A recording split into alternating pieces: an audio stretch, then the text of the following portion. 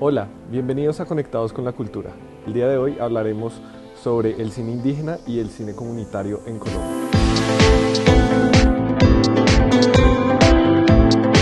El cine popular en Colombia sobre todo se ha visto enfocado hacia las expresiones comunitarias, la búsqueda de narrarse, narrar la historia, narrar las tradiciones y las problemáticas pues de diferentes organizaciones sociales en el país. Por un lado, digamos que se ha enfocado mucho hacia las poblaciones infantiles, ¿no? que en donde instituciones han visto el cine como un medio didáctico en el que los niños pues, pueden retratar su contexto, pero al mismo tiempo dar propuestas de cómo modificar su realidad. Existen dos proyectos en Colombia bastante interesantes.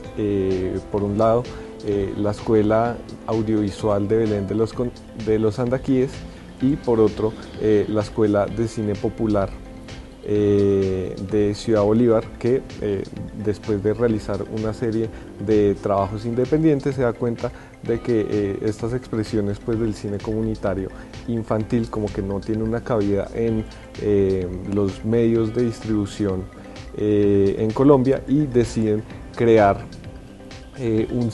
un festival de cine llamado Ojo al Sancocho en Ciudad Bolívar, en el sur de Bogotá. Ambos proyectos tienen orígenes similares, ¿no? Personas que de forma independiente, pues con una cámara, invitan a los niños de su comunidad y a las personas pues, interesadas en general a que hagan pues, pequeños cortos, ¿no? como ejercicios, más que todo pues, de una forma lúdica, pero terminan convirtiéndose en medios que de alguna manera pues, resisten a las condiciones sociales en la que se desarrolla su contexto y que de alguna manera pues plantean a través del cine y del arte pues una forma de reivindicarse con su contexto. Creería que Belén de los Andaquíes, como hasta eso del 2005, dejaron de haber tomas guerrilleras seguras cada año. Elecciones, cumpleaños de Belén, diciembre, toma guerrillera. El pueblo se tomaba y eso eran balaceras de horas, era algo jodido. Entonces, como que el hacer parte del proceso audiovisual que empezó Alirio y empezó la escuela como tal en ese entonces, nos hacía pensar un poco diferente. Los niños empezaron a llegar atraídos por la cámara. Entonces, por ahí fue donde nació el cuento del... Sí, fue un 28 de diciembre del 2005, cuando nació oficialmente la escuela, cuando digo esto llama Escuela Audiovisual, porque pues llegaron todos los niños, empezaron ahí, pues hagamos una película, y hicimos cualquier cosa, sin saber, o sea, hagamos unas fotos y montémosle una historia, montemos la banda sonora de eso y listo. Gordo me dijo que me metiera al juego. Ya tengo mi idea. Gracias por venir a mi tercera película. ¿Cómo es la cosa? Tenemos 8 semanas para hacer 8 películas. Pues yo lo llevo porque yo soy el mejor animador del mundo. Y esa película la con mi papá y mi mamá. Somos de Belén, nos gusta esta vaina, nos divertimos cogiendo nuestras cámaras y todo nos señala.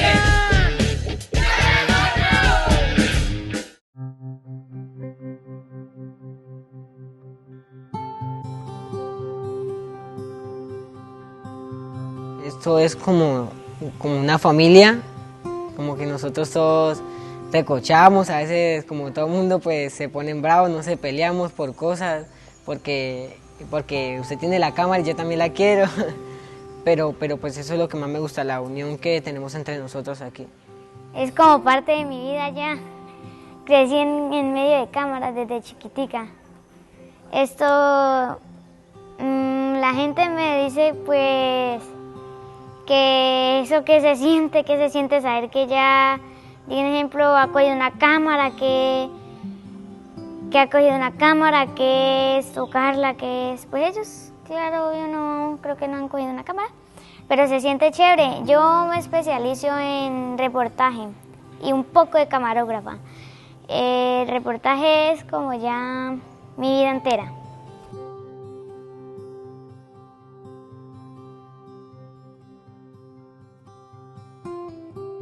A mí me gusta más verlo como un centro creativo. como un laboratorio de ideas, me interesa más. Nos interesa, digamos, con los viejos ya, como con los trabajar con ellos, más allá del concepto de si ellos van a pensar en una productora, en profesionalizar muchas cosas, ¿sí? Es decir, como el merece mercado, todas esas cosas, pero serían más ellos los que lo harían. Y uno pues estaría también interesado en eso, pero más nos interesa el espacio creativo y que suelte ideas, ¿sí? Creo que hacen falta más esos espacios que soñar con la productora, ¿sí? Después de que tenga o me estén dando conocimiento, a mí se me hace que me están pagando y muy bien. Gran parte de la escuela ha sido pues al espíritu y a todo lo que Alirio nos ha motivado a hacer, porque pues a la hora del té, creería que todos los niños piensan en jugar, ¿no? A toda hora en jugar, pero pues por medio del juego se aprendió a manejar cámaras y se empezó a compartir espacios desde muy pequeños donde la cámara y lo que nosotros hacíamos era la forma de divertirnos. Como escuelas o como lo que seamos o directivos responsables de los proyectos y los niños todos estamos obligados a experimentar, a hacerle, a valorar el error, ¿sí? A disfrutar lo que nos salga bien y lo que nos salga mal, pues entender qué pasó. No asustarnos por el error, sino divertirnos con el error más bien y ver para dónde se mejora.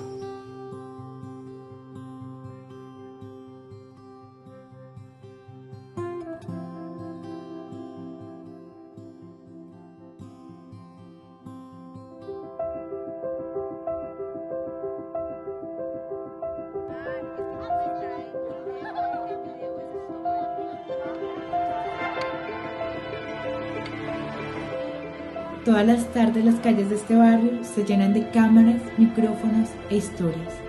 Desde hace 8 años, la Escuela Popular de Cine lleva el conocimiento del séptimo arte a los niños de una de las zonas más carenciadas y estigmatizadas de la capital colombiana. Estos niños viven el sueño de ser cineastas y día a día demuestran que el arte no conoce límites de edad o de clase social.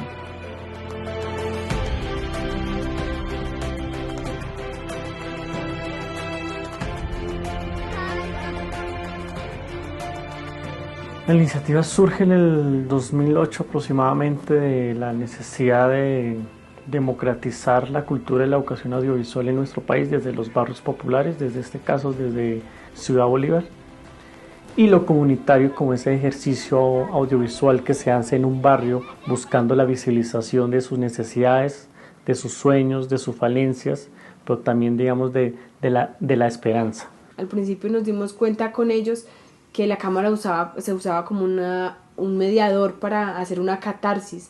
Entonces ellos contaban y decían como en mi casa me golpean, en mi barrio está esta situación, yo vivo mal por esto. Entonces luego cuando ellos lo veían y lo veían con sus familias y lo veían con su comunidad, empezaron a decir como, ups, no, yo ya no, o sus padres empezaron a decir, yo ya no le voy a volver a pegar tanto a mi hijo porque eso es como lo que realmente a él está afectando, porque eso es lo que habla.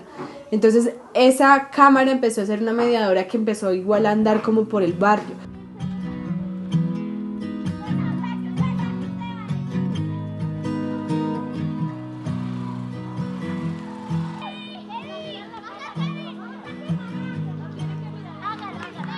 Nosotros vemos que el cine puede ser un proyecto de vida para muchos niños, para muchos jóvenes de nuestros barrios populares. Mi nombre es Joel Steven Chavarro Martínez, tengo 12 años, yo me dedico a lo todo audiovisual, en cine, me gusta ser director, pues es un tema que tiene todo lo que ver con arte, con sonido, con cámaras. Escuchar a mi hijo decir, no, yo quiero ser cineasta. Oye, pero ¿tú quieres ser doctor? No, yo quiero estudiar dirección de cine. Y me lo ha repetido 1 y 1000 veces, o sea, me lo ha confirmado. ¿Qué es? Que es un niño que está seguro de lo que quiere y que va a luchar por sus sueños, y eso a mí me hace sentir muy bien.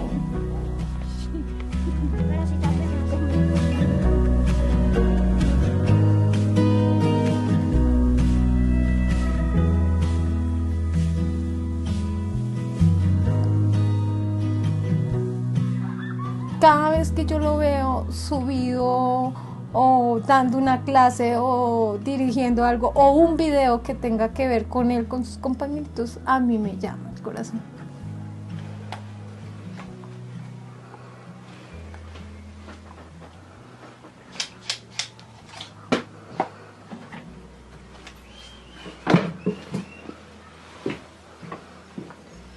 El de amor de familia es como a veces los padres no le ponen cuidado a sus hijos y le ponen cuidado a otras cosas, digamos como tener otras relaciones excepto de la familia. Entonces, yo he escuchado que la mejor red social es la familia, donde todos se escuchan y todos se entienden. Las ideas que nosotros utilizamos para armar los cortos, las utilizamos más de acá del barrio, porque vemos los problemas que tenemos en el barrio, qué necesidades tiene el barrio, y así nosotros como compañeros pues reunimos cada idea, qué es lo que piensa cada compañero, y ya, y empezamos a armar una historia más que todo. El cine, así como dice, el cine mueve montañas, y el cine también, digamos, mueve una cantidad de sentimientos, una cantidad de emociones, y creemos que esto puede ayudar a sanar heridas, pero también puede ayudar a que la gente despierte todo su potencial creativo, y de allí de cierta manera puedan ver otras formas sus vidas. Entonces para nosotros hacemos un cine no para los festivales de cine, y hacemos un cine no para la alfombra verde o para la alfombra roja, sino un cine para la gente. De la mano de la escuela nació el Festival Internacional de Cine Independiente Comunitario Ojo al Sancocho, que hoy es el más importante en su género en Colombia.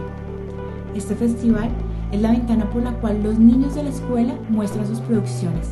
Al tiempo, es la manera como a la comunidad llegan las películas que no pueden ver en ningún otro escenario. El Festival Ojo al Sancocho surge con la intención de visibilizar estas producciones audiovisuales que surgen de nosotros y las producciones audiovisuales que vimos que a nivel nacional no se encontraban en otros, como en otros medios, y menos en los canales como privados de acá de Colombia.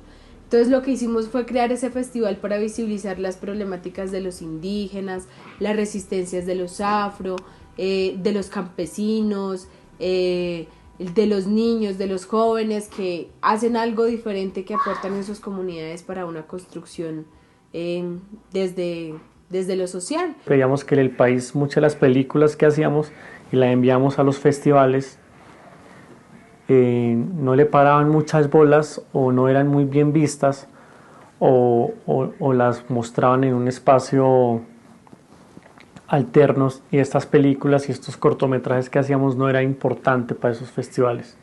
Entonces había como esa necesidad de dignificar lo que se hace en los barrios populares, y es un cine que no lo hacen cineastas, es un cine que lo hace la gente. Entonces Ojo al Sancocho se convierte en ese espacio que converge en una cantidad de gente que trabaja video comunitario en las periferias y en los barrios populares.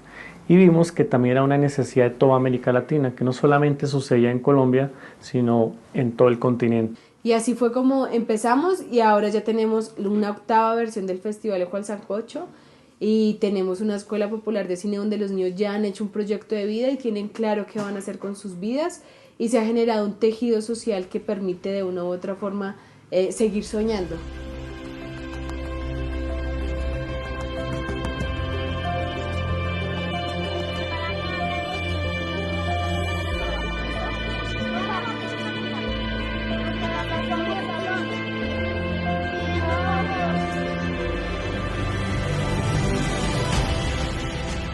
Hacen ver la vida diferente, de verdad, o sea, no es chiste, o sea, que estos chicos de acá pueden, simplemente muchas veces nosotros de padres los limitamos. Lo que intentamos es que la gente se pueda primero tener una autoestima, un mayor reconocimiento, y que diga, y que piense y que analice que lo que hace, lo que piensa, lo que dice, lo que escribe, que su historia es importante para una sociedad. Ahí comienza, digamos, un tema de empoderamiento social, político y cultural de sus vidas y de lo que pasa en la comunidad. Colombia alberga 87 pueblos indígenas que hablan 65 lenguas. Si hablamos de arte popular o de cine popular, es también importante que hablemos o que hagamos un acercamiento a toda esa experimentación que han hecho los pueblos indígenas con la cinematografía. Esos primeros acercamientos que se hicieron, digamos, dentro de la historia del cine fue a través de la compañía de los hermanos Acevedo a finales de la década del 1920. En esos primeros encuentros, los hermanos Acevedo viajan al Chocó y allí registran como el primer producto audiovisual donde se muestra básicamente como la cotidianidad de estos pueblos indígenas y específicamente como sus labores de minería a través de los ríos. Un año más adelante, en 1930 y hasta 1931, el antropólogo de nombre César Uribe Piedradita viaja, él era antropólogo, novelista y médico, viaja también por esta vez al Caquetá y allí crean una obra, un documental también donde se muestran un poco las vivencias de los pueblos indígenas. Más adelante, otro antropólogo de nombre Marqués de Guabrin viaja también al Caquetá y hace como un documental que tiene por nombre Entre los indios colombianos, donde básicamente se muestran como estas danzas y estos ritos propios de este pueblo indígena. Y pues allí básicamente lo que se evidencia más allá de esta documentación es como esa idea negativa de los pueblos indígenas, porque allí se muestran básicamente que son como personas ignorantes, supersticiosas, que pues básicamente viven de forma salvaje, ¿no? Entonces ese fue como otro acercamiento desde el cine o desde el documental a los pueblos indígenas. Es importante también que hablemos de todo el proceso involucrado, en el que está involucrado también la iglesia y todo el proceso de evangelización que también fue retratado a través del cine. Ya sobre los años 60, algunas congregaciones de curas claretianos viajan nuevamente al Chocó, esta vez con la intención de crear una obra de ficción a blanco y negro con sonido que se llamaba Amanecer en la Selva. Allí básicamente se muestra como todo el proceso de evangelización a los indígenas catíos y pues básicamente volvemos al mismo discurso, ¿no? Los indígenas o estos pueblos pues básicamente son seres ignorantes que viven en la completa oscuridad y que necesitan de alguna manera ser iluminados a través pues del cristianismo. Entonces básicamente aquí lo que se evidencia son imágenes de cómo los indígenas cambian su forma de vestir, reciben como estas tradiciones que no son propias de sus pueblos y ya son convertidos, digamos, en hijos de Dios. A lo largo de este discurso no solamente se habla como en esa conversión a ser hijos de Dios, sino también que al ser ellos pues ignorantes, les llega también una cantidad de cultura y se convierte también en hijos de la patria. Y hacen alusión frecuentemente como a todos estos símbolos patrios como el uso pues del escudo, inclusive del himno. Entonces, a lo largo de toda esta obra hay una transformación de la oscuridad a esta luz y ya no son solamente hijos de la ignorancia, sino que ahora son hijos de Dios y son también hijos de Colombia. Básicamente ese es como el discurso repetitivo que se ha visto a lo largo de todas estas obras en los inicios o en esos primeros acercamientos de los pueblos indígenas al cine. Más adelante, sobre los años 80, hay en específico un tráiler que se llama La Danza del Muñeco, en la que aquí ya hay un proceso un poco más cercano a la creación desde estos pueblos. Ya no es solamente voy a ir a grabar o voy a ir con un juicio de valor a acercarme, sino que más bien ellos hacen parte de todo el proceso creativo, hicieron parte de la construcción del guión y básicamente esta surgió porque un antropólogo estaba haciendo como una investigación sobre la cercanía que hay entre el teatro y este rito de paso que es el baile del muñeco. Entonces, pues básicamente en este proceso de construcción, estos pueblos participaron, como ya les decía, del guión y de todo el tema de la producción.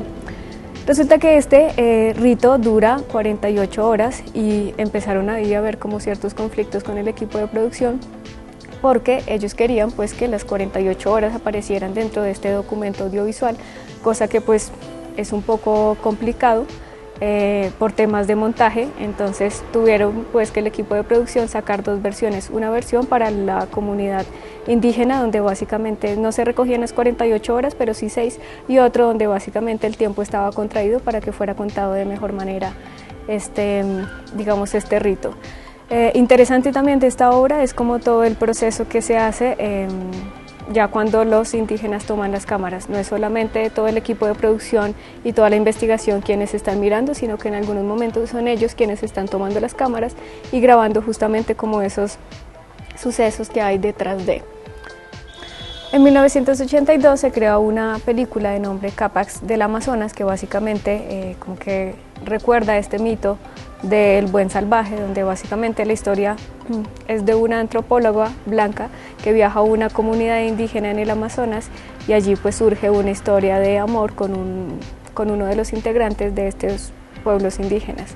La forma en la que es representado ya este personaje, digamos que no está visto desde la ignorancia o de un ser que necesita ser iluminado, sino más bien que es un indígena que está dotado de una cantidad de cualidades. Pero digamos que es de alguna manera como contradictorio, porque si bien este personaje, este buen salvaje, sí está dotado de todas estas características, el resto pues de su comunidad vienen siendo de alguna manera lo que ya hemos hablado, tildados pues dentro de toda esta oscuridad de ignorancia y escepticismo y supersticiones y demás, entonces como que juega ese doble papel ahí. Es que para ir cerrando ya el tema es importante que hablemos también de lo ocurrido con todo el auge pues, de las videocámaras y como de toda esta democratización de medios que permiten de alguna manera que ya sean los pueblos indígenas quienes se encarguen justamente de recrear y de narrar todas sus historias y en específico como el cine como un medio de recuperación de esa memoria y de esas tradiciones. A continuación les dejo con el profe Fabián para que pueda contarles un poco más de qué va todo este tema. En la actualidad el cine indígena ha tenido un gran crecimiento precisamente por esta democratización de los medios, ¿no? Las cámaras son aún más económicas, hay mayores espacios para la difusión y las diferentes comunidades han encontrado en el cine un medio para la denuncia, ¿no? Para exponer sus problemáticas, ¿no? Y por otra parte para mantener de alguna forma la cultura.